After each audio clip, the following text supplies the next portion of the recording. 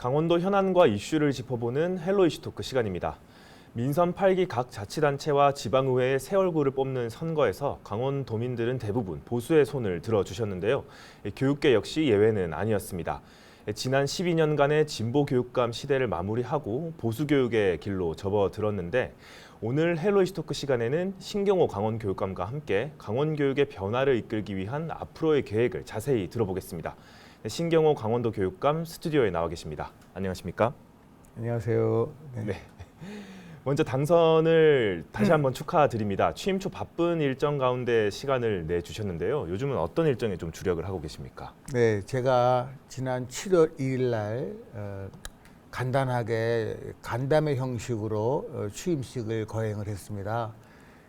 취임식을 하고 그날 춘천의 동원학교에 가서 중식, 배식 봉사를 마쳤습니다. 네네. 그걸로 취임식을 간단하게 하고 이후 오늘까지 강원도의 구석구석을 다니면서 기관장님도 만나 뵙고 네네. 또 지역 현안도 한번 좀 더 들어보고 이런 소통의 시간을 많이 가졌습니다. 네. 그런 소통을 통해서 이제 업무 전반을 이제 파악을 하고 계신 건데 이게 취임 첫날부터 민원 해결 성과를 거두면서 화제가 되기도 했습니다.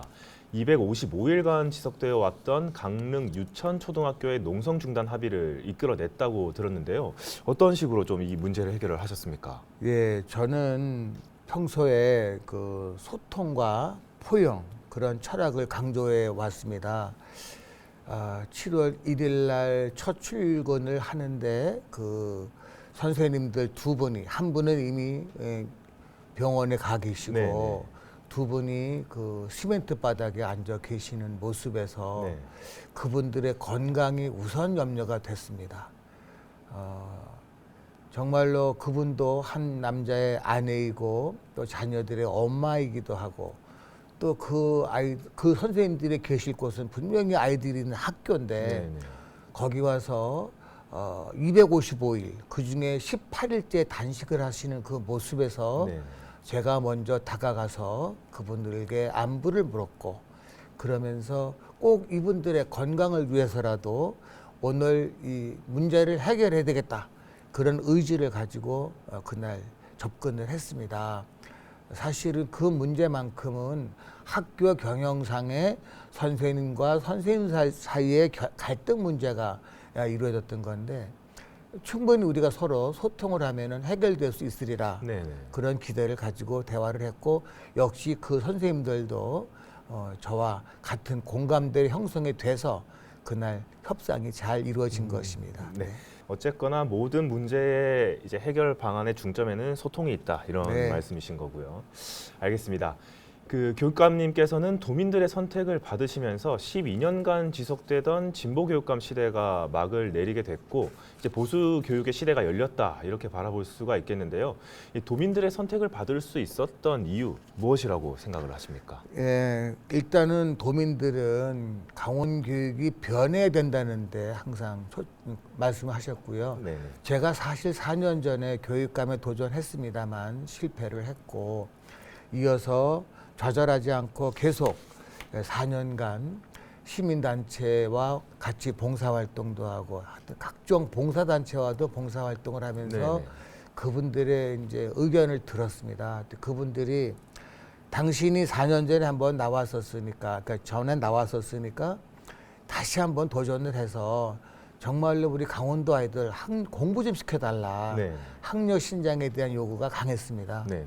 그래서 제가 그 의견들을 듣고 정책으로 공약으로 반영을 했고 도민들이 거기에 공감대가 형성이 돼서 아마 저를 선택하지 않았나 생각합니다.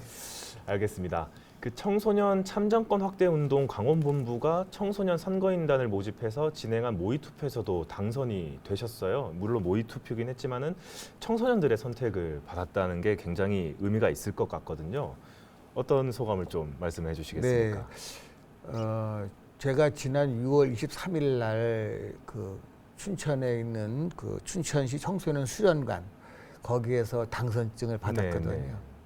요즘 이제 나이가 만 16세부터는 정당 가입을 할 수 있고 만 18세부터는 선거 투표권도 있습니다. 사실은 결국은 고등학교 학생들이 이제 그러한 정치 활동을 할 수 있다는 얘기인데 네. 그 아이들이 아마 투표할 때는 그 6명 후보에 대한 공약을 다 살펴봤을 겁니다. 예, 그러면서 선택되었기 때문에 저는 오히려 학생들로부터 받은 당선증이 더 영광스럽기도 하지만 그만큼 어깨가 무겁다. 네네. 우리 아이들이 무엇을 바라고 있는지 앞으로도 계속 소통하면서 아이들과 함께 하겠습니다. 네. 알겠습니다.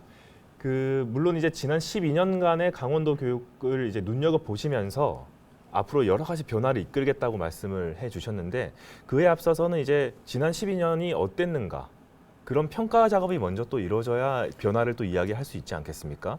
네. 어떻게 좀 평가를 해주시겠습니까? 그동안 강원교육은 보편적 교육복지에는 참 애를 많이 썼습니다. 고교 평준화, 네네. 무상급식 등등 또 무상교복 네. 많이 애를 쓰셨는데 사실 교육의 순기능은 복지도 중요하지만 가장 중요한 것은 아이들의 학력과 인성입니다. 네네. 사실은 저희가 차별을 하면 안 되지만 차이는 인정을 해야 된다고 저는 생각하는 네네. 사람입니다. 그래서 꼭 학교 현장에서 수월성 교육이 필요한데 네. 그러한 것을 좀 그동안 강원교육이 해오지 않았다 이런 네. 생각을 합니다. 네. 그래서 그동안 강원교육이 잘한 점도 있지만 부족한 부분은 제가 개선해서 도민들과 학부모님들의 의견을 충족시킬 수 있도록 하려고 합니다. 네, 알겠습니다. 민선 8기가 시작이 되면서 취임과 더불어 강원교육의 대변화를 앞서 말씀해 주셨듯이 예고를 하셨어요. 물론 강조해 주셨던 학력, 진로, 인성, 복지, 행정 이제 5대 과제 공약을 내거셨는데 이 말씀해 주셨던 것처럼 1호 공약이 바로 학력 신장입니다. 이 학력 신장을 전면에 내세우게 된 이유랑 어떤 식으로 좀 이걸 변화를 이끌어 가실 건지 한번 말씀해 주실 수가 네. 있으실까요? 앞에서 말씀드린 그 강원도 학력 현재 그 전국 최하위가 있지 않습니까? 네네. 그것은 이제 뭘로 비교가 되냐면 이제 수능 성적으로 비교가 되거든요. 네네. 그래서 저희는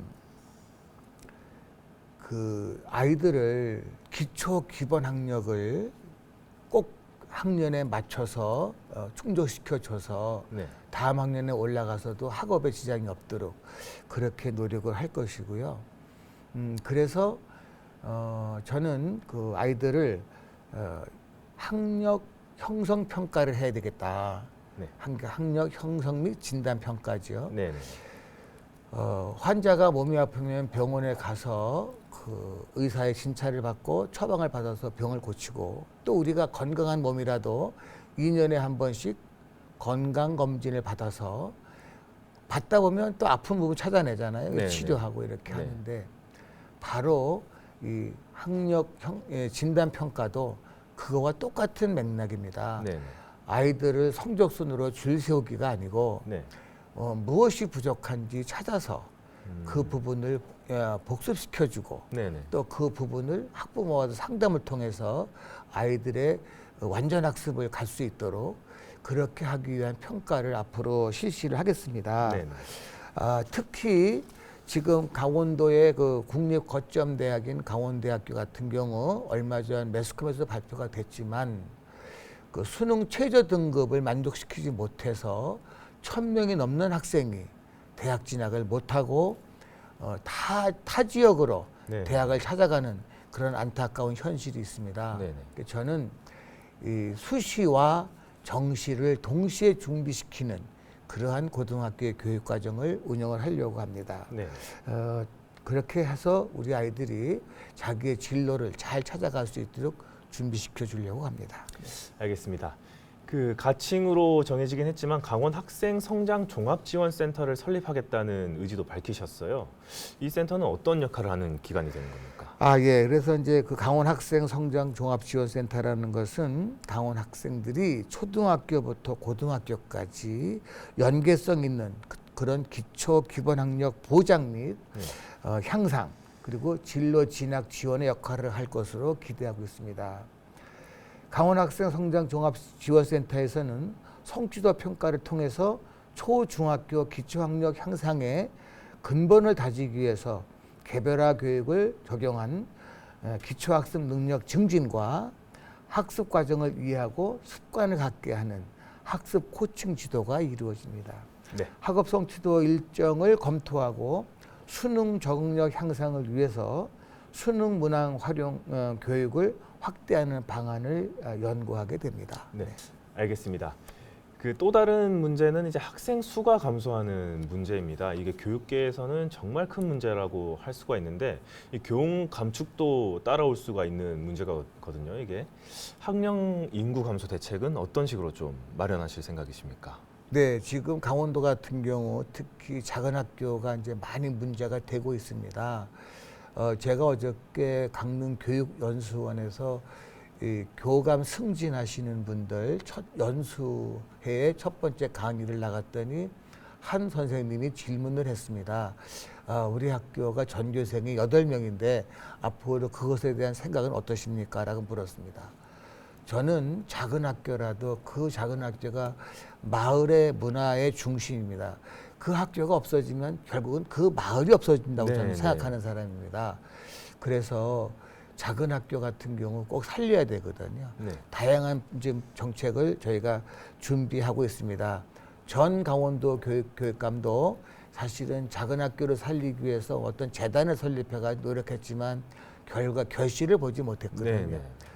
저는 그 결실을 꼭 볼 수 있도록 다양한 정책을 준비하겠고요. 이 학령 인구 감소를 극복해야 되는 게 강원도의 숙제입니다. 그래서 저는 작은 학교를 그 특성화 교육을 좀 할 수 있도록 해서 네네. 농촌 유학을 올 수 있도록 그렇게 하고 네네. 사실 그건 초등학교에서는 충분히 가능한 얘기인데 이 농촌 유학을 왔던 부모들도 중학교 진학할 땐 또 고민을 합니다. 네네. 다시 도시로 나가자. 돌아갈까 네네. 말까. 예. 저희는 중학교, 고등학교도 그 지역에서 공부를 해서 자기가 원하는 진로를 찾아갈 수 있도록 교육 인프라를 앞으로 충분히 구축해 나가겠습니다. 알겠습니다. 그 반면에 이제 도교육청의 조직이 조금 비대한 것 아니냐라는 지적도 하셨어요. 어떤 문제가 좀 드러나고 있고 조직 개편은 어떤 식으로 좀 이루어지게 될 예정입니까? 네, 잘 지적하셨는데요. 지금 강원도 교육청의 그 조직이 역삼각형으로 되어 있습니다. 네네네. 지금 학교 현장의 선생님들이 오로지 수업에 전념해야 되는데 엄청 많이 쏟아지는 공문을 대응하느라고 네네네. 수업이 또 부실해질 수도 있고요. 이런 폐단은 이 위에 강원도 교육청 조직이 비대하기 때문에 그렇습니다. 네. 그분들이 하루에 생산해내는 공문의 양이 많거든요. 그래서 저는 이것을 꼭 필요한 업무는 하되 가급적이면 이 공문을 줄이려면 그러려면은 조직을 줄이는 게 가장 정답이거든요. 네네네. 그래서 강원도 교육청에 꼭 실무 요원만 할 수 있도록 조직을 개편하려고 하는데 역시 이것도 저희가 용역회사에다가 의뢰를 해서 의견을 조율해가지고 강원도 교육청 현재 한 430명이 근무를 하고 있어요. 네네네. 그거를 좀 인원을 팍 줄여서 그분들을 지역 교육지원청이나 학교 현장으로 내려보내서 네네. 오히려 교육 활동에 도움될 수 있도록 그렇게 하려고 합니다. 이 조직의 무게감을 좀 털어내고 이제 네. 가볍게 좀 신속하게 반응할 수 있는 조직을 만들겠다 네. 이런 말씀이신 거죠? 알겠습니다. 그 교육계에 종사하는 각 구성원들의 요구도 지금 쏟아지고 있습니다. 도내 비정규직 직원들의 정규직 전환 요구도 있고 이 교권을 회복시켜달라는 교사들의 요구도 이어지고 있거든요. 다양한 요구 사항들이 이제 교육감님 앞으로 전달이 막 되고 있는데 어떤 식으로 좀 반응을 하실 생각이십니까? 네, 제가 지금 그 비정규직 그 대표들, 직종별 대표들하고도 이번 주부터 면담이 예약되어 있습니다. 제가 지난주에는 교원 단체하고 면담을 해서 상견례 겸 이렇게 네네네. 했습니다. 지난주에는 제가 전교조 강원도 지부 집행부 또 강원교총 집행부 교원노조 집행부 네네. 교사노조 집행부하고 4개의 교원 단체와 제가 이제 상견례 겸 소통을 했습니다. 앞으로 이 비정규직도 마찬가지로 그분들을 만나서 무엇이 어려운가. 물론 그분들이 요구하는 사항이 많을 수 있습니다. 그러나 타 시도의 예를 좀 살펴보고 또 법규를 살펴보고 네네. 해서 저도 그분들의 목소리를 최대한 반영시킬 수 있도록 노력하려고 합니다. 네. 그리고 이제 교권 회복 말씀하셨는데 네네. 지금 사실 교실이 붕괴되어 있습니다. 그 아이들이 잠을 자도 선생님이 깨울 수 없다는 현실 참 안타까운 네네. 현실이고 아이들이 수업 중에 왔다 갔다 해도 제재를 못하고 화장실을 다녀와도 제재를 못합니다. 이런 교권이 많이 떨어져 있는데 저는 학생들의 인권과 선생님들의 교권을 동반 성장시킬 수 있도록 네네. 앞으로 아이들한테도 많은 정신교육을 시키겠습니다. 이 자유라고 하는 것은 책임이 뒤따르는 자유가 있어야 되거든요. 네네. 그래서 저는 아이들한테도 책임이 뒤따르는 자유를 누려라. 그것이 바로 인권이다. 이렇게 얘기하려고 하고요. 또 선생님들도 이제 마음껏 선생님들은 가르칠 의무가 있습니다. 네네. 마음껏 가르치십시오. 가르치는 과정에 훈계 있을 수 있습니다. 네네. 우리 잘하는 아이들이기 때문에 그 아이들한테는 훈계도 필요합니다. 그러한 조치를 앞으로 하실 수 있도록 제도적 장치를 마련하려고 합니다. 알겠습니다. 여러 가지 변화가 예상이 되는데요. 취임 직후 학생들과의 간담회도 가지셨습니다. 그런 변화들도 다양하게 얘기를 좀 나누셨을 것 같은데 학생들은 좀 어떤 반응을 좀 보였습니까? 네, 제가 7월 2일 날 춘천시 청소년 수련관 꿈마루에서 5명의 학생들과 간담회를 가졌습니다. 네네. 그 이제 학생들을 이제 수업 때문에 토요일 날 진행을 했는데요. 이 고등학생들과 대화를 해보니까 교회 봉사활동 시간 인정 네네. 여부, 그다음에 또 생활기록부의 수상경력 등록 제한, 또 꿈 더하기 공동교육과정, 학교 생활규정, 유엔 아동 권리 협약 등 다양한 주제로 소통을 하면서 얘기를 나눴습니다. 유엔 아동협약까지 얘기가 네, 나왔군요. 그래서 네네. 특히 학생 인권 조례 제정에 대해서 학생 인권을 위해서 조례가 필요하다면 제가 꼭 세부 내용을 수정해야 되겠다고 했습니다. 네네. 그리고 선거 연령 하향에 대한 부분도 물었습니다만 아직은 우리나라의 민주주의가 성숙되어 있지 않기 때문에 그 16세로 낮춘다면 학교 현장이 선거 때마다 네네. 정치판이 되면 네네. 학업에 지장이 있다. 네. 이제 그런 말씀을 드리면서 아이들에게 얘기를 했습니다. 예. 알겠습니다. 앞으로 그런 모습 저희도 계속 한번 기대를 네. 해보도록 하겠습니다.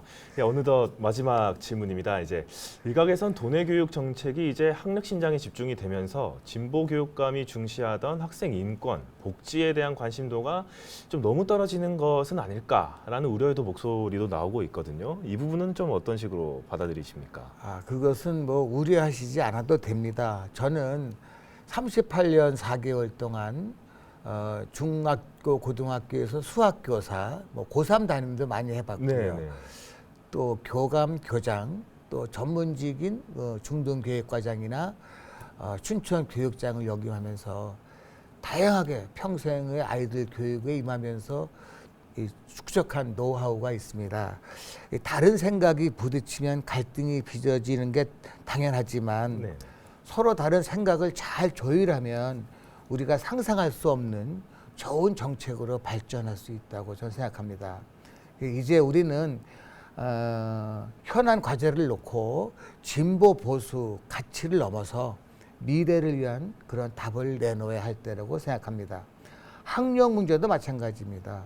보수의 가치로만 여겼던 학력이 지난 이번 선거에서는 진보 보수 교육감 후보들이 모두 네네. 학력에 대한 공약이 있었습니다. 물론 학생 인권과 복지에 대한 관심도가 떨어지지 않을까 염려가 될 수도 있지만 이러한 과제들은 소통과 타협의 과정을 통해서 발전적인 그런 방향으로 끌어올리고 학력 신장과 학생 인권 및 복지를 함께 높이고 발전시키는 가치를 찾아서 새로운 미래를 열어가야 된다고 생각합니다. 네, 알겠습니다. 네, 말씀해 주신 것처럼 현장에서 소통하는 강원도 교육을 저희도 한번 기대를 해보겠습니다. 네, 오늘은 신경호 강원교육감과 함께 앞으로 펼칠 교육 정책과 계획을 들어봤습니다. 지금까지 시청해주신 여러분 감사합니다.